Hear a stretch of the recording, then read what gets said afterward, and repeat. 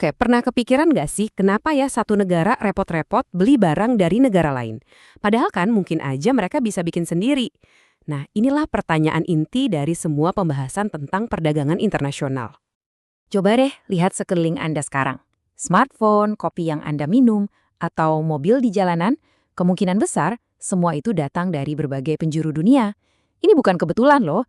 Ini adalah hasil dari sebuah sistem ekonomi global yang super kompleks, tapi juga super penting, yang mempengaruhi hidup kita setiap hari. Jadi, untuk ngebongkar sistem raksasa ini, kita harus mulai dari yang paling dasar dulu. Sebenarnya apa sih yang dimaksud dengan perdagangan internasional itu? Betul, sesimpel itu. Beneran. Waktu sebuah kafe di Jakarta beli biji kopi dari petani di Kolombia, nah itu perdagangan internasional. Atau waktu pabrik tekstil di Bandung menjual pakaian ke pasar Eropa, itu juga perdagangan internasional. Nah, sekarang kita masuk ke bagian paling serunya nih, ke mesin penggeraknya. Ada sebuah konsep ekonomi yang bisa menjelaskan kenapa perdagangan ini sangat menguntungkan. Bahkan, dan ini yang menarik, bagi negara yang kelihatannya bisa memproduksi segalanya sendirian. Banyak orang mikir perdagangan terjadi karena keunggulan absolut, alias siapa yang paling jago. Tapi kuncinya justru ada di keunggulan komparatif. Ini ide yang agak melawan intuisi, tapi luar biasa kuat. Intinya, bukan soal siapa yang terbaik secara mutlak, tapi siapa yang pengorbanannya paling sedikit untuk membuat sesuatu. Disinilah letak efisiensinya. Biaya peluang atau opportunity cost. Gini deh, bayangin ya. Kalau Anda memilih buat begadang ngerjain tugas, Anda kan mengorbankan waktu tidur atau nonton serial favorit. Nah, waktu nonton yang hilang itulah biaya peluang Anda. Konsep inilah yang jadi dasar semua keputusan ekonomi yang cerdas. Oke, biar gampang kita pakai contoh super simple. Kenalin ada Ani dan Budi.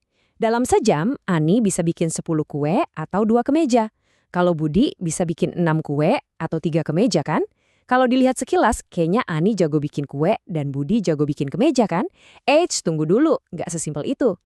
Nah, disinilah sihirnya mulai kelihatan. Buat Budi, bikin satu kemeja itu harganya cuma ngorbanin 2 kue.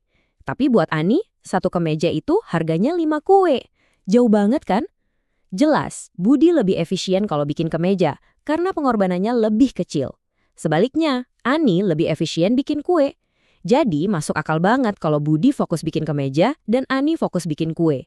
Mereka berspesialisasi. Jadi, poin utamanya begini. Perdagangan itu bukan permainan menang-kalah.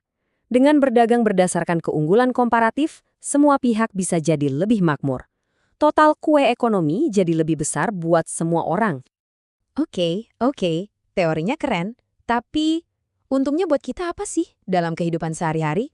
Yuk, kita lihat manfaat nyatanya. Buih, banyak banget. Kita sebagai konsumen jadi punya banyak pilihan. Mau buah kiwi dari Selandia Baru? Bisa. Mau gadget canggih dari Korea Selatan? Ada. Dan seringnya, harganya jadi jauh lebih murah karena persaingan global.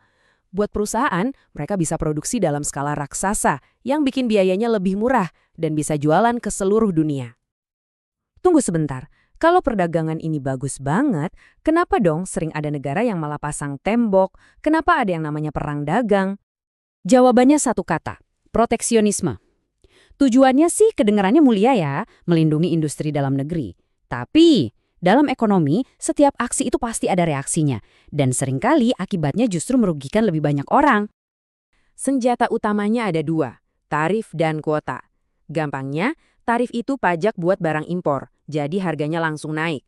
Kalau kuota, itu pembatasan jumlah fisik barang yang boleh masuk, jadi barangnya dibikin langka. Tujuannya sama, bikin produk impor jadi kurang menarik. Terus, apa dampaknya? Ya jelas, harga barang buat kita jadi lebih mahal, pilihan jadi lebih sedikit. Mungkin produsen lokal seneng karena saingannya berkurang. Tapi ada bagian dari kue ekonomi yang tadinya bisa dinikmati semua orang, sekarang hilang gitu aja, lenyap. Nah inilah yang disebut para ekonom sebagai dead weight loss. Efisiensi pasar jadi terganggu. Jadi jelas ya, proteksionisme ini seringkali menciptakan pemenang dan pecundang di dalam satu negara. Konsumen biasanya jadi pihak yang kalah. Produsen tertentu yang dilindungi mungkin menang, tapi secara keseluruhan, ekonomi nasionalnya berisiko jadi nggak efisien dan bisa-bisa malah kena balasan dari negara lain. Oke, sekarang kita tarik semua obrolan tadi ke rumah kita sendiri. Gimana sih posisi Indonesia di panggung perdagangan dunia? Nah, ini dia potret keunggulan komparatif Indonesia. Kita ini jagonya dunia untuk komoditas seperti sawit, batu bara, dan nikel. Inilah yang kita jual. Sebaliknya, kita beli barang-barang yang memang lebih efisien kalau dibuat di negara lain. Contohnya mesin-mesin industri yang rumit atau beberapa bahan pangan. Dan Indonesia itu nggak main sendirian loh. Kita aktif di ASEAN yang ibaratnya kayak bikin zona bebas hambatan sama negara tetangga. Kita juga ikut aturan main global dari WTO yang tugasnya jadi semacam wasit perdagangan dunia biar nggak ada yang curang. Tentu, perjalanannya nggak selalu mulus. Kita harus pinter-pinter nih menghadapi perang dagang antar negara raksasa, bersaing ketat dengan produsen lain, dan yang paling penting, terus berinovasi, biar nggak selamanya cuma ngandelin sumber daya alam.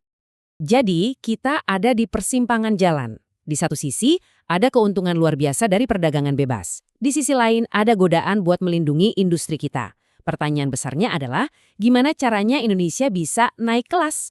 Bagaimana kita bisa ningkatin keunggulan komparatif kita, bukan cuma di bahan mentah, tapi juga di industri dan jasa yang punya nilai tambah tinggi? Nah, jawaban dari pertanyaan inilah yang akan menentukan masa depan kemakmuran kita semua.